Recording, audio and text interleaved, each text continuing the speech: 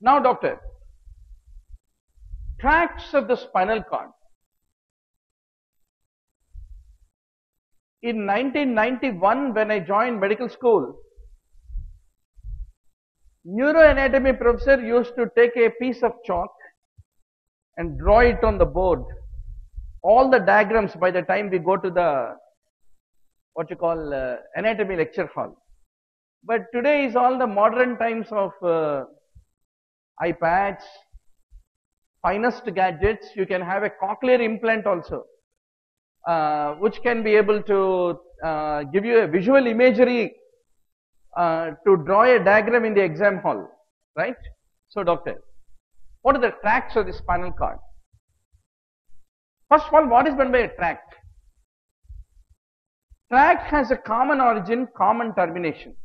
Suppose if I say a dorsal column, any dorsal column basically starts from the spinal cord. It has got a first order neurons, and ultimately it need to end up, whether it comes from sacrum or lumbar or cervical, any area, ultimately it need to end up in the nucleus cuneatus or gracile nucleus in the medulla. So, common origin, common termination makes all the tract become a common tract, right? Even if somebody failed in anatomy and behind by 6 months, we still call him classmate. We don't call junior, no? So, because the common origin is there, maybe 6 months here and there, he might have failed 6 months. Ultimately, we may take 6 more years to get seat in MD, and he may get it in first attempt. So, ultimately, tract is common origin termination. They are all somatotopically organized. There is a queue in which the fibers get packed in the spinal cord when a tract is there. Why is it important? Suppose if the medial fibers are coming from sacrum, from medially if there is any compressive lesion, then the sacral fibers are the ones which get first affected and the limbs get later affected. Chumma, I am saying you an example. Suppose if the medial fibers are from the limbs and the lower limbs come from or packed laterally, then a medial lesion will first affect the peripheral muscles. Hence, we need to know in the dorsal columns carrying touch and vibration, how are the fibers coming from the lower limbs, trunk and upper limbs are organized, and the pain and temperature carrying spinothalamic tracts, how are they organized? Already you know how are they organized in the Andrehorn cells. How are they organized?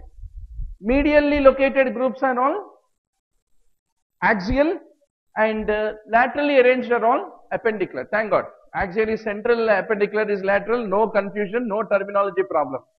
But there will be few terminology problems here. We will take that. Now, this is the whole story, doctor. Ascending, descending tracts. We have motor descending tracts coming from the brain. Lateral corticospinal, anterior corticospinal. These two are called pyramidal tracts. Where is the pyramid? Egypt. Brain. Brain may you have cells of beds. It is not medullary pyramid. Oh, you want to say medullary pyramid? Lower part of the medullary. Yeah, some say even because of that because it has to pass through the pyramid in the medulla. But pyramidal cells of beds is a complete name for the motor cells in the motor cortex. Right, doctor? So, pyramidal tracts. They send the fibers which will control Andrehorn cell. Arey Andrehorn cell, heart, aage bado. If it says from the brain, it communicates through the corticospinal tract. But suddenly, whenever you have done agitation in medical college, कोई बोलता है पत्थर ले लो और बस को मारो. Another fellow will say, don't do that. 14 years you will be in the jail. So in your hand you will have a stone and suddenly one will be saying from the ear. You don't know what to do. You will be hitting yourself with the stone. So you corticospinal and extrapyramidal. They both will be trying to control the antecondyl. So what are the tracts which are called extrapyramidal, which is not corticospinal, and which is not corticospinal? Corticospinal mein two types are there, doctor. Lateral corticospinal and antecorticospinal. Be sure. The red nucleus. Where is the red nucleus? Yesterday we discussed. Midbrain, superb. Reticulospinal. Where is the reticular formation? It is there throughout the brainstem. Then olivospinal, where is olivary nucleus? Inferior olivary nucleus is a beautiful nucleus located in pons. If you say pons, I will commit suicide. Yesterday we discussed it, doctor. What is that answer? Medulla. We were discussing, no, doctor, medulla, how it communicates with the cerebellum, right? I did MD General Medicine. For your sake, I learned anatomy and coming and teaching. Be very sure. Slightly be little courteous. Go through the yesterday's class. Don't go through. After telling you doing mistake is deplorable, doctor. All right. No problem. Chumma I am saying. Don't worry. So olivospinal. Then we have vestibulospinal. Why this vestibule? Because ear keep telling, this fellow is falling, this fellow is falling, this fellow fallen. Oh, you are falling. The vestibular nucleus will tell the antecondyl. Then antecondyl will try to stand up. So you require some input which need to come to maintain a balance from the vestibular nucleus. So vestibulospinal, olivospinal, reticulospinal, rubrospinal, this is all called as extrapyramidal, and lateral corticospinal, antecorticospinal are called as pyramidal tracts. These two are basically called the descending tracts is what need to be remembered. Then what are the ascending? We have dorsal columns and a medial lemniscus, which is called dorsal column. Then we have spinocerebellar tract, posterior and anterior, which bring pain and temperature. Then we have a anterolateral spinothalamic tract, and then we have a spino-olivary fibers, which will keep telling medulla, and ultimately they will be telling cerebellum what is happening in the spinal cord. Spinocerebellar tracts are all there, no? So before passing while passing to the cerebellum, they will also keep informing the olivary nucleus. So you have spinocerebellar tracts which are also ascending. Let's take each of them. Typically the ascending tracts will be conveying the sensory information coming from our muscles and the viscera to the higher levels of the neuraxis. They contain three orders of neurons: first order, second order, third order. All ascending tracts, basically their first order neuron is located in this dorsal root ganglion. Ventral root has no ganglion, sir. Only dorsal root has a ganglion, for the people who came little late to today's class. Then they ultimately decussate, the ascending tracts. Where they decussate differs. Dorsal columns will go ipsilaterally until medulla, and there they will decussate into the medial lemniscus. Whereas the spinothalamic tract will decussate right at the level of the spinal cord only. Right? So they decussate ultimately before reaching the final destination. None of these ascending tracts will reach the ipsilateral side in the brain. They reach the contralateral side in the brain. That's the point of interest here, ultimately. Now there are 6 major tracts which are very important. First is the dorsal column, otherwise called medial lemniscus system. Why is it important? What is it carrying? Tactile discrimination, whether it is an ant or a scorpion or your boyfriend's finger, what is creeping under your palm, you must be very sure. After biting, if you know, there is no use when you are sitting in the grass in the medical college. So tactile discrimination is basically dorsal column. Then vibration and the form recognition. If I close your eyes and put a 10 NP coin, you must say, nowadays 10 NP is not there. 100 rupee coin, you must be in a position to recognize what it is. Then joint muscle sensation also. And the conscious proprioception also is conveyed by the dorsal column. There is one more type of proprioception. What is that called as? Unconscious proprioception. Who carries that? We will take it up a little later. Earlier we mentioned it. Then, what are the end receptors from where this information of proprioception, touch, discrimination, fine point, fine touch, everything will come, doctor? Pacinian corpuscles, Meissner's corpuscles, joint receptors, muscle spindles, Golgi tendon organs, they all ultimately merge into the dorsal column. Now, what are the first order neurons? Typically, the first order neurons are all located in the dorsal root ganglion at all levels. They give rise to fasciculus gracilis when the information comes from the lower limb, and they give rise to fasciculus cuneatus when it comes from the upper limb. Then, from these first order neurons which are located in the dorsal root ganglion, the axons will be ascending up in the dorsal columns in the white matter, in the spinal cord, and they terminate in the gracile and cuneate nuclei if you take the cut section of the medulla. Then second order neurons, where are they located? In the gracile and cuneate nucleus in the medulla, in the caudal medulla. And they give rise to the axons, and they will also give rise to these axons, which are the internal arcuate fibers, they are called. They decussate and they form a bundle when they decussate, which is then called as medial lemniscus. And the medial lemniscus will ascend the contralateral brainstem ultimately to reach the thalamus. And in the thalamus, where will it be reporting? Thalamus is the bedroom where all sensory afferents will reach thalamus. From thalamus only, all sensory relay will occur to the somatosensory cortex. Ventroposterolateral VPL nucleus is the place where they will be reporting. And from there, the third order neurons. Hence, VPL nucleus in the thalamus is called third order neuron. From there, they typically pass to the internal capsule. Once more, internal capsule, what does it have? Anterior limb, genu, posterior limb.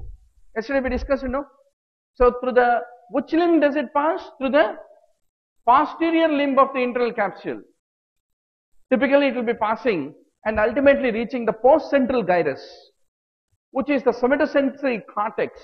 And what is the area called as? Area 3, 1 and 2 is the ultimate reporting place. So this is all the way you go up in dorsal column. So what are the buzzwords we may forget in the exam? Area 3, 1, 2 somatosensory. It is not 4, 5, 6.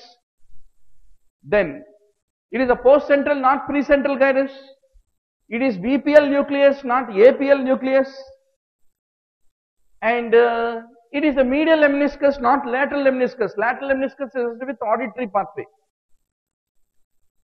So these are the things that we need to ultimately remember. Now, doctor, spinothalamic tract. Typically, there is one lateral spinothalamic tract and there is one ventral. Together they constitute what is called anterolateral spinothalamic tract is what you need to basically remember. Now, what is the main purpose of this ventral spinothalamic tract? The light touch. If I take a wisp of cotton and make you feel it, how is it carried, doctor? It is by the ventral spinothalamic tract. So it is the Merkel's tactile disc and the free nerve endings which bring the sensation of that light touch like the wisp of cotton, which is carried by the ventral spinothalamic tract.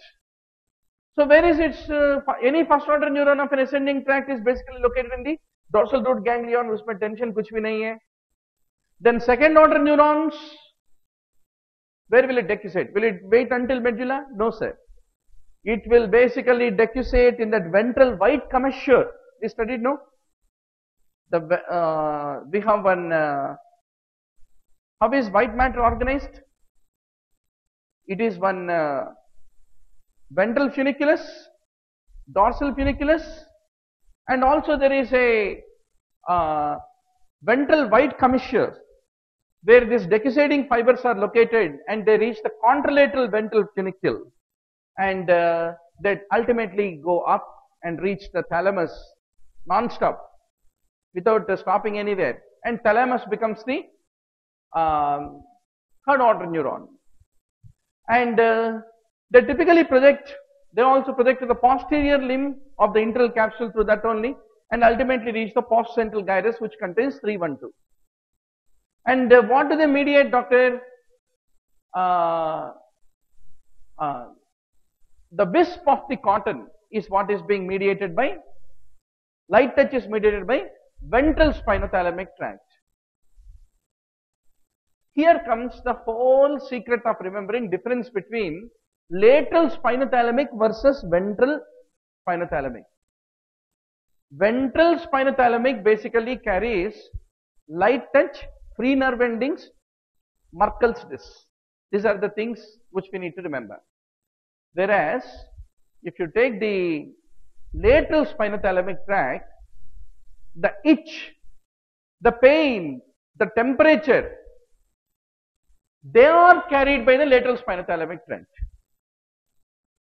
Whereas, light touch, wisp of cotton is equal to ventral spinothalamic tract. Together they form ventrolateral ke bina, what is the other name given? Anterolateral spinothalamic tract together. So you should know this fine difference. Then what else you need to know? Just like Merkel's disc and free nerve endings are important for the anterospinothalamic tract, no? For the lateral spinothalamic tract, what is important? It is the slow conducting fibers. Pain is carried by C fibers. Fast conducting pain is carried by the A delta. And we have the receptor specialized for the thermal temperature. And we have free nerve endings to bring pain. So receptors are free nerve endings and thermal receptors.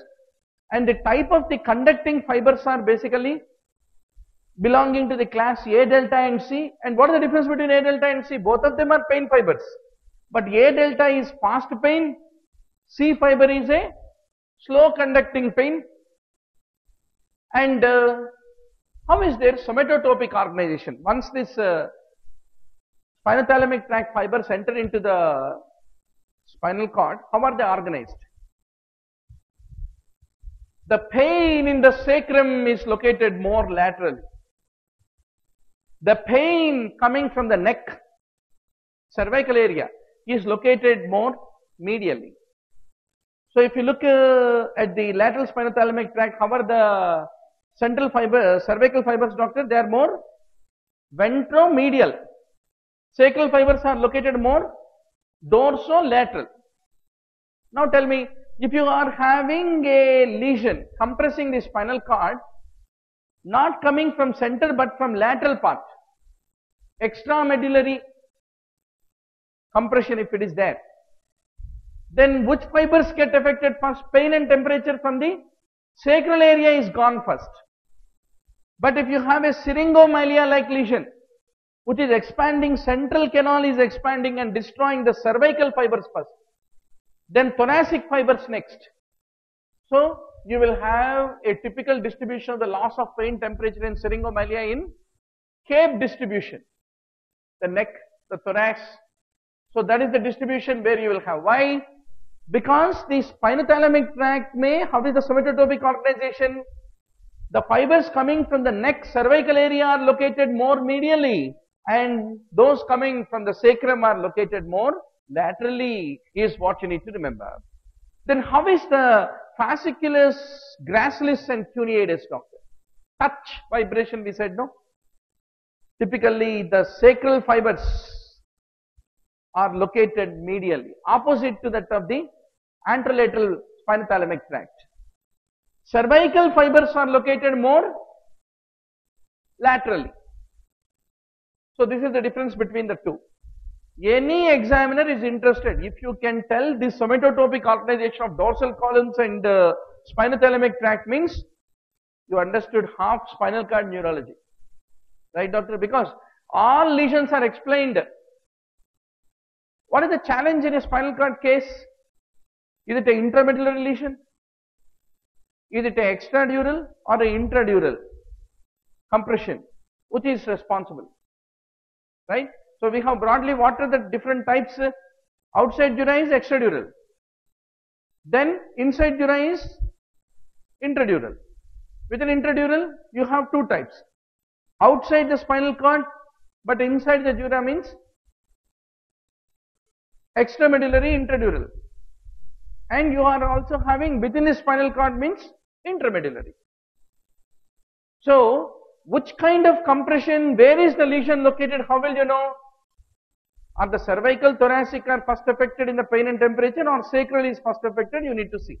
If the cervical, thoracic in the pain and temperature are first affected, then it is more likely to be intramedullary, like syringomyelia. But if the sacral, lumbar are affected means pain and temperature, then that is coming from outside. Hence it is very, very important. Then doctor, how is this lateral spinothalamic tract organized? No tension. Dorsal root ganglion is a first order neuron, and they basically reach the dorsal horn by decussating to the contralateral side, which is the second order, and then from there they will be going and ultimately will be projecting onto the VPL nucleus in thalamus, right, which become the contralateral VPL nucleus becomes the third order. Now this lateral spinothalamic tract, when it decussates and goes up and contralateral side thalamus it reaches, two kinds of nuclei in thalamus it will go and innervate. What are they? One VPL nucleus, just like the dorsal columns, and that is contralateral side only, but bilaterally it will be innervating, it will be ending up in interlaminar nuclei of the thalamus.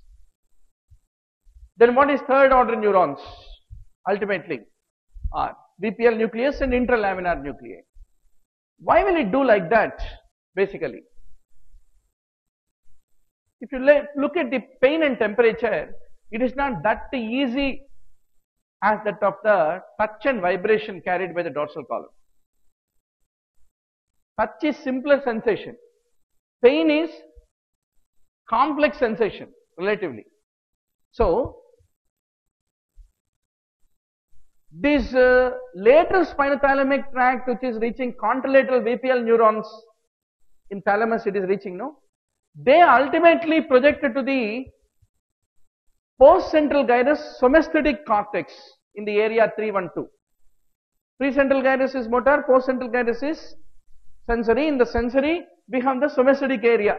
Even dorsal column also reaches area 312, no tension. And it will also pass through posterior limb. Dorsal columns are also passing through posterior limb only. Dorsal column lemniscal system. Then what will interlaminar neurons will be projecting into? It is ending in thalamus, in interlaminar also, no, bilaterally. They will be basically projecting to the chorditoputamen in the basal ganglia and also to the frontal and parietal cortex. Why are we emotionally upset whenever there is a pain? Because if it is only reported to the sensory cortex, we won't be affected. But if it is also reported through basal ganglia to the limbic system, if it is reported to the frontal lobe, if it is reported to the parietal lobe, if pain is there, we tell the entire world there is pain. If there is a touch, we don't tell anybody who touched us. So that is the difference between the two. Now, we have a dorsal spinocerebellar tract. So what did we finish? Dorsal column is over. Spinothalamic tract is over. The next ascending tract. Dorsal spinocerebellar. We said conscious proprioception is carried by dorsal column. Unconscious proprioception will be there, no? When you sit on a table in the reading room, initially it is conscious feeling that you are touching the table. I just came late to the reading room. This table is very bad. My type of chair it is. This is not damn doom. After a little time, within about 1.5 hours, we get adjusted. We don't know that we are touching the table also, right? So that unconscious proprioceptive information must be told to cerebellum, and that is the purpose of the spinocerebellar tract. Any proprioception, conscious or unconscious, need to come from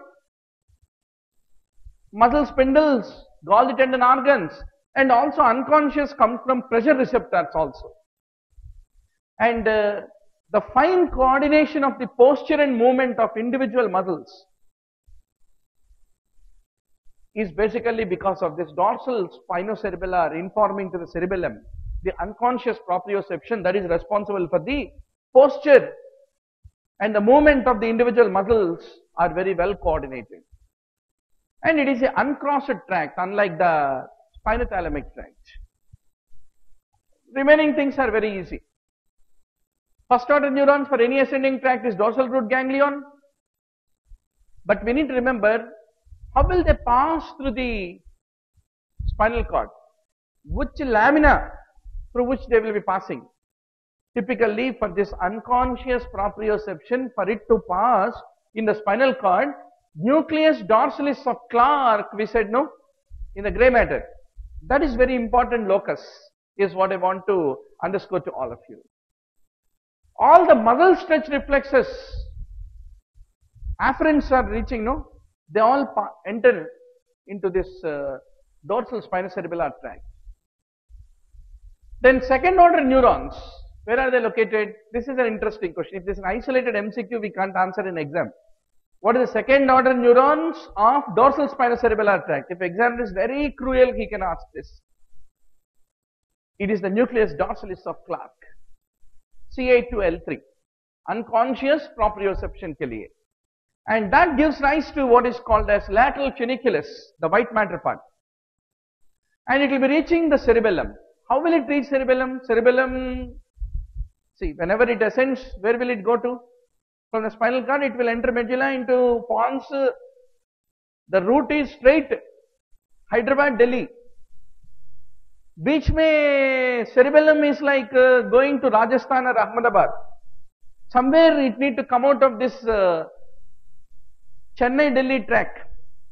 So how will cerebellum and brainstem are connected, doctor? Inferior, middle, superior cerebellar peduncle. So it is the inferior cerebellar peduncle through which it will be entering into the cerebellum. Who receives it in cerebellum? It is the mossy fibers in the cerebellum are the ones which will basically receive. Ultimately, where will it reach cerebellum? For all our balance, it is the central part of the cerebellum. Vermis is very important. So it will be ultimately reporting to the caudal cerebellar vermis is what need to be remembered. So unconscious proprioception, coordinated movement of the posture, and receiving the proprioception from the muscle spindles, they are all the common functions of both the dorsal spinocerebellar and also the ventral spinocerebellar also is what I want to underscore to all of you. Both of them have got same functions. Only thing is dorsal spinocerebellar is uncrossed. Ventral spinocerebellar is a crossed tract is what you need to remember. Then, for the dorsal spinocerebellar, where are the second order neurons are located? Dorsal nucleus of Clark. Whereas for the ventral spinocerebellar, right? Is the voice clear for the online students?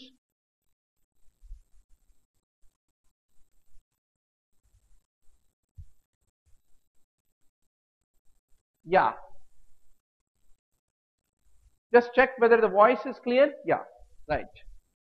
So the ventral spinocerebellar tract second order neurons, we said no, spinal border cells in our earlier topic. They are the second order neurons. And where will they ultimately reaching? Cerebellum. But they don't pass through inferior cerebellar peduncle. Rather, they pass through the superior cerebellar peduncle. But ultimately, they are also received by, after all, they are bringing information from spine, no? There is a receptionist sitting in the cerebellum to receive that information. Please come, sir, welcome, welcome. Who is that? Mossy fiber is what need to be remembered. And that will also be reporting ultimately to the vermis in the cerebellum. Now, doctor, we have the next important tract which is called as cuneo-cerebellar tract among the ascending tracts. Just like dorsal spinocerebellar brings from the entire body, cuneo-cerebellar is the equivalent of the dorsal spinocerebellar for the upper extremity exclusively.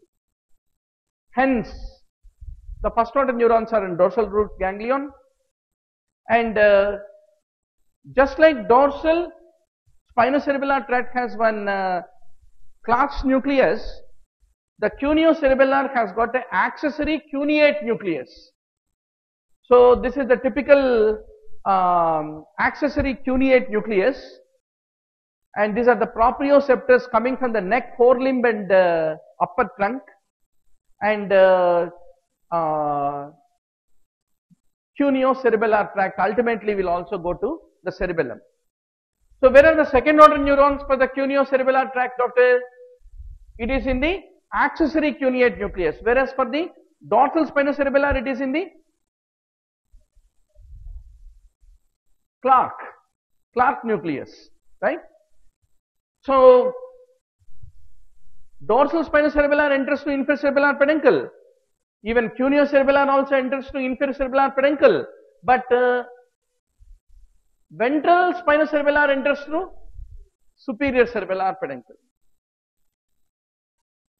How does it matter? Finally, when a patient gets a degenerative disorder neurologically, whether it enters through superior or inferior doesn't matter. If the electrical connection is gone, gone. There is nothing that you can bring back except writing multivitamin tablet to the patient and asking him to go home with a degenerative neurological disorder. But the neurology is not that, baby. Neurology is all the fun of what enters to superior, what enters to inferior, and whole ward round dragging is based on earlier days. The ward rounds may neuroanatomy, if it is not really good, it is a dance for a resident before a professor. So nowadays things are a little better. They are asking, did you follow up with the MRI? What decisions did you take? A little more meaningful human things rather than microscopic things. But anyway, for exam you can always remember what goes through superior, what goes through inferior. Now, if you look at the dorsal spinocerebellar or ventral spinocerebellar, they are all reporting to vermis. But our limbs se aa rahe jo cuneo-cerebellar, they will go and report anterior lobe of the cerebellum is what you need to ultimately remember. That's all the story, doctor, about ascending tracts. Let's talk about the descending tracts coming from the brain, commanding the anteroconsal, pyramidal, extrapyramidal. Quickly, 2-3 comments about each of them. We will go to the quiz round after this. Basically, we have somatic motor activity in our muscles, visceral motor activity in our viscera. They're all controlled volitionally by our motor cortex. So in the cerebral cortex, we are having motor area which is having the cells. From there the corticospinal tract is coming. In the brainstem we have the cranial nerves which are motor nerves. Some are mixed, some are motor. I mean, all are motor, but some are mixed. Of course, olfactory is purely sensory. right? And optic nerve is sensory. Okay, we can have sensory, we can have motor, we can have mixed, all right, doctor. But I'm talking about those motor nuclei in the brainstem, right? They need to be controlled by the cerebral cortex. So you have cortico-bulbar fibers and cortico-spinal tract are the very important descending spinal tract. Now let us talk about lateral cortico-spinal tract, which is called as pyramidal tract. One important thing is, what is the difference between we and we, the humans, versus giraffes or what you call?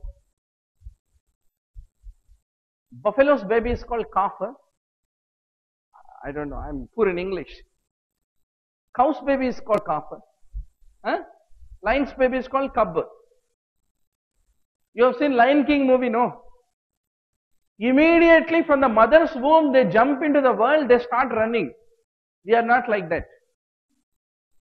Mummy and daddy will come, and then in medical college also, during the exam, they will be swiping the sweat, and somebody will be massaging your back muscle, somebody will be doing the puja in the temple to see that you will pass exam.